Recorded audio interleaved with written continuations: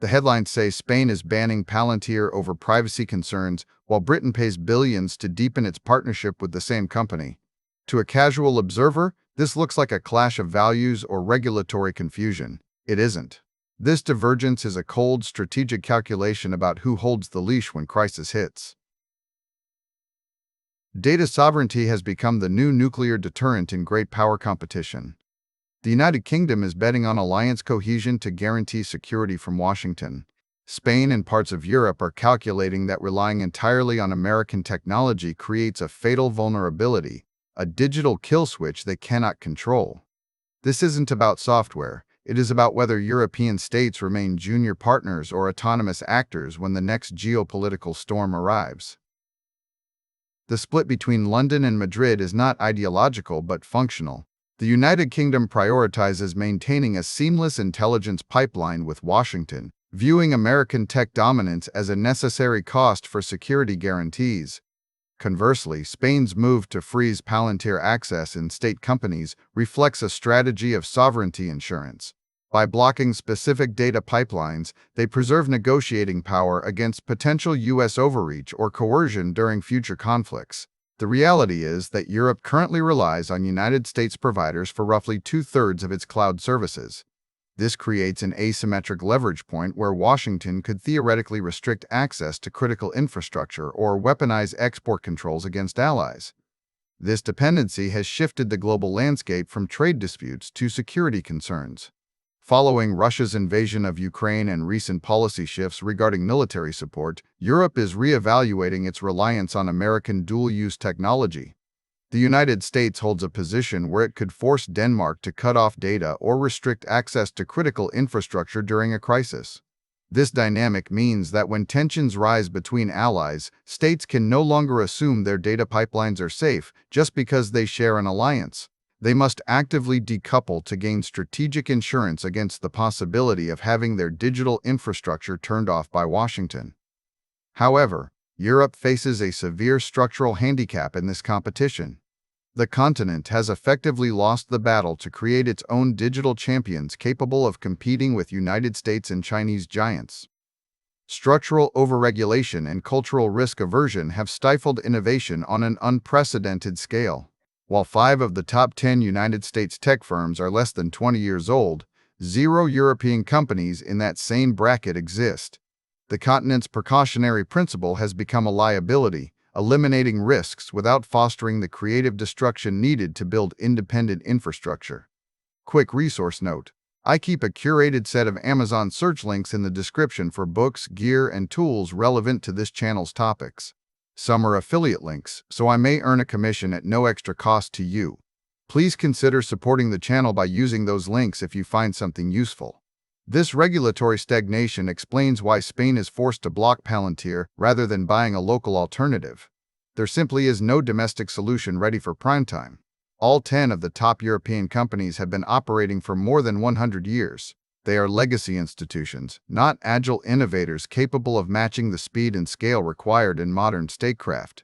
Europe remains the world's largest exporter of commercial services and critical infrastructure, yet it lacks the internal capacity to secure its own digital backbone without external reliance.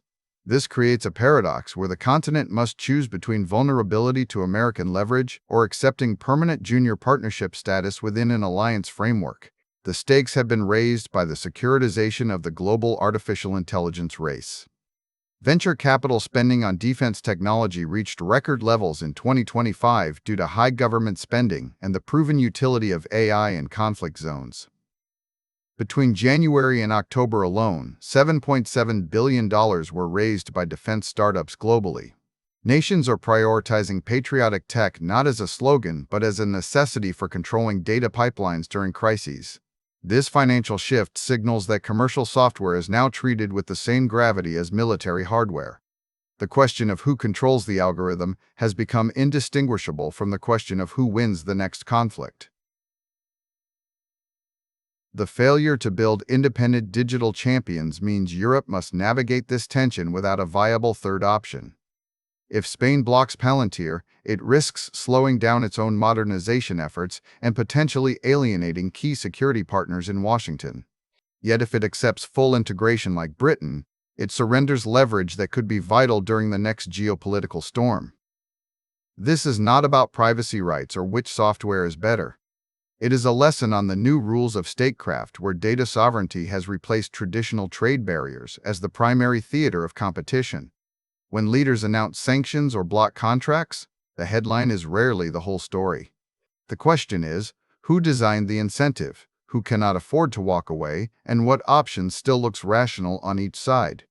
Today we read this move as strategy rather than a morality play. For viewers following world events, understanding this dynamic explains why countries might block United States tech giants not out of anti-Americanism, but as a calculated move to ensure that in the next crisis, they get to dictate terms rather than having their critical data infrastructure turned off by Washington. The divergence reflects a deeper strategic calculation regarding whether data pipelines remain subject to sovereign jurisdiction or are treated as extensions of American geopolitical influence. As late April 2025 marked when Microsoft President Brad Smith announced new European digital commitments, the pressure to find a middle ground increased. Yet without domestic alternatives that can match the scale and speed of United States firms, Europe remains trapped in a cycle of dependency management rather than true autonomy. The choice is stark: accept vulnerability as the price of alliance cohesion or gamble on isolationism to preserve negotiating power. This shift from trade to security defines the current era of strategic competition. Nations are no longer viewing this as a debate over privacy versus security, but rather a calculation of who controls critical data pipelines during geopolitical crises. The United Kingdom has chosen alignment, accepting U.S. dominance to guarantee intelligence access and security guarantees. Spain is choosing leverage, blocking specific connections to preserve autonomy even at the cost of short-term efficiency. Both are rational actors optimizing for different strategic outcomes in an environment where digital infrastructure is as vital as any physical border or military base. The future will likely see more states adopting this sovereignty insurance strategy as they realize that reliance on foreign technology creates a fatal vulnerability during times of tension. The global artificial intelligence race has become securitized, and the winners will be those who control their own data pipelines, rather than hoping for protection from an ally who may have different interests at heart. This is not about one company or one country, but about whether European states can remain autonomous actors or must accept permanent junior partnership status in a world where digital sovereignty is the ultimate prize. Thanks for watching all the way to the end. I am a one-person team working hard to make each video better than the last. Subscribe if you found value. It is the best way to show support. Drop a comment with your biggest takeaway. See you in the next video.